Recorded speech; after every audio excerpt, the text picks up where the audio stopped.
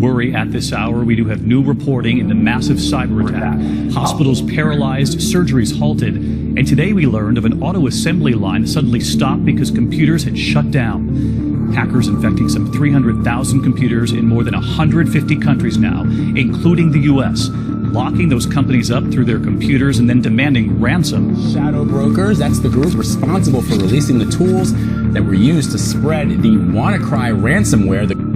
Over the past few weeks, the city of Baltimore has essentially shut down online after a massive cyber attack followed by a ransom demand which the city refuses to pay. But according to the New York Times, the malicious software known as Eternal Blue used to attack Baltimore and many other cities and businesses around the world was created not by criminals, but by the United States National Security Agency.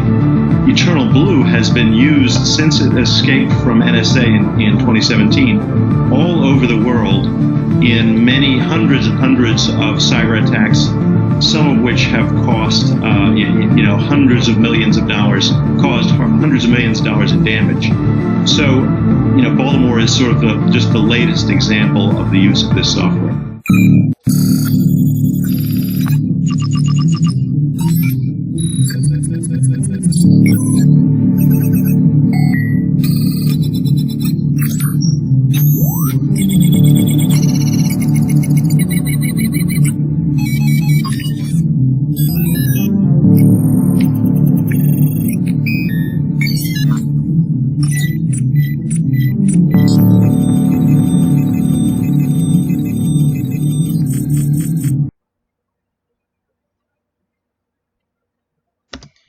Hey guys, my name is Colby. My name is Garrett Harty. And we are presenting Eternal Blue and the Fuzzbunch network, the leaks you should know about and what it could mean for the future of cybersecurity.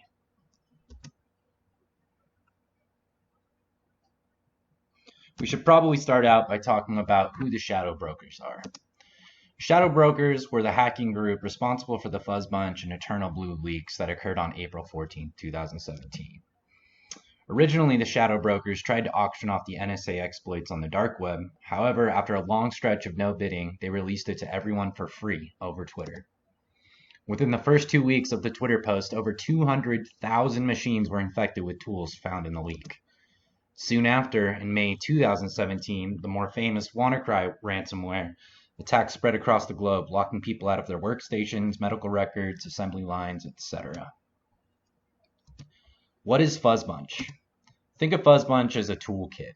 Fuzzbunch was created by NSA, and it's kind of like Metasploit if you're familiar with it. It's essentially a library of implementable exploits.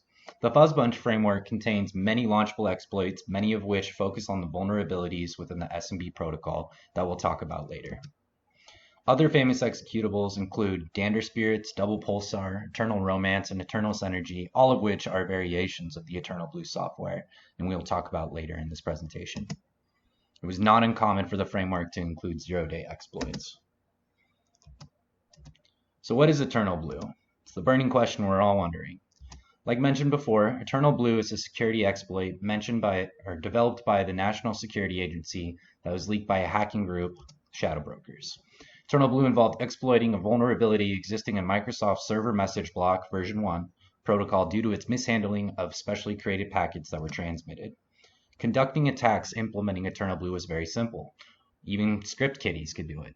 All attackers needed to do was send maliciously crafted packets to a target server in order to propagate their intended malware.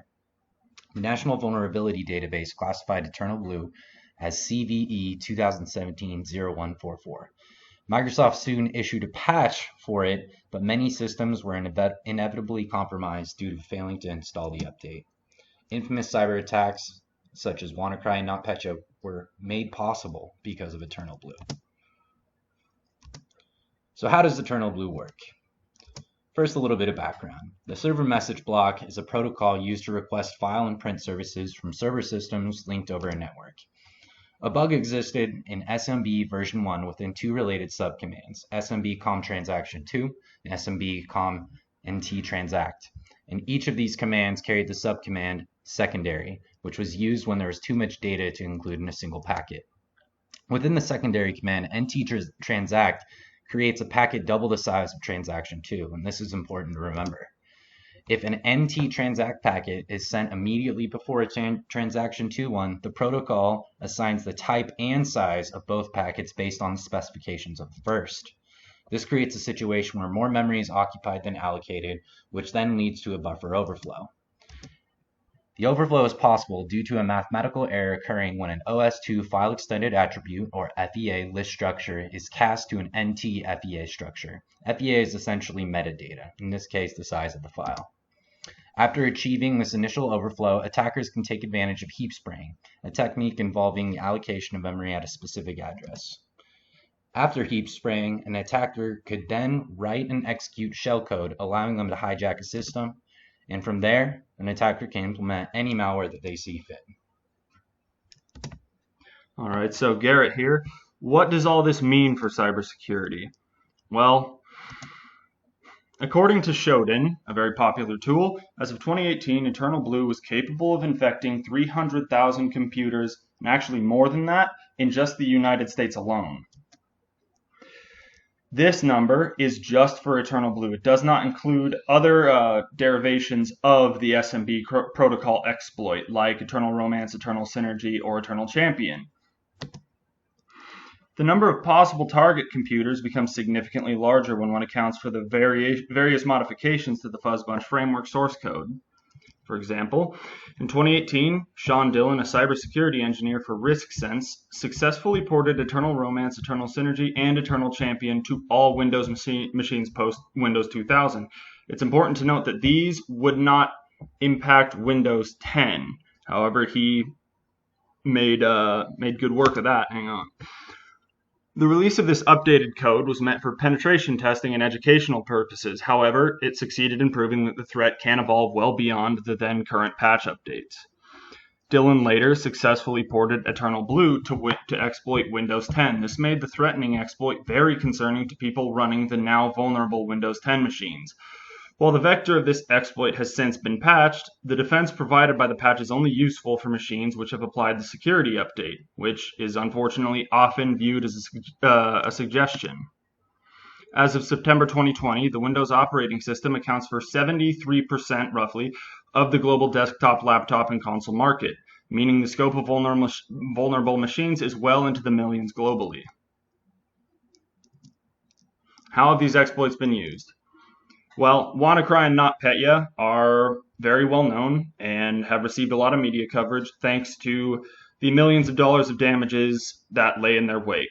However, these are not the only instances of these exploits being used. For example, Bad Rabbit, another ransomware in existence, functions almost identically to that of NotPetya.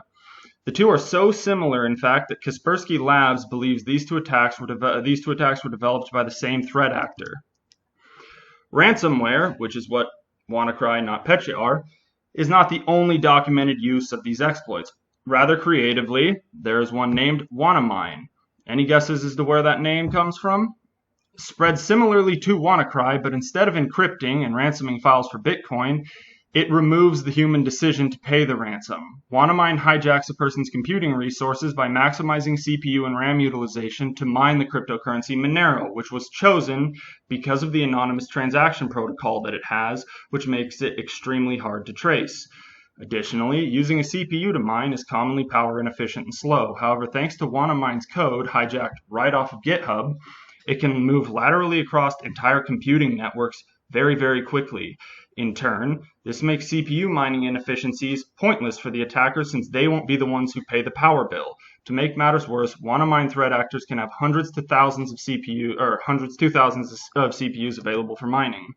Eternal Rocks is another such worm, and instead of using 2 0 days like you see in WannaCry, it decided to go for 7 0 days.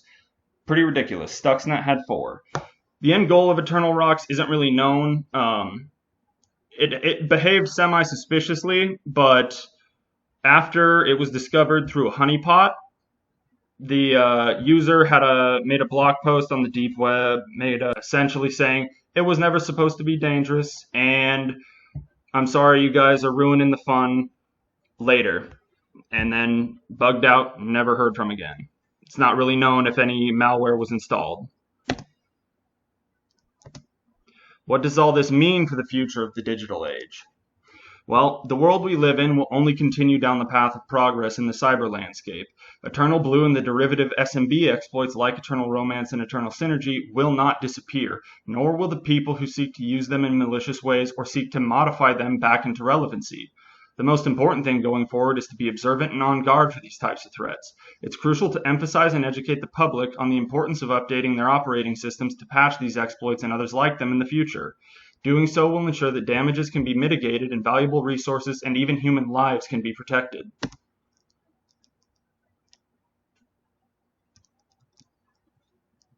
The end. Thank you for watching our presentation, everyone. Hope you enjoyed it, guys.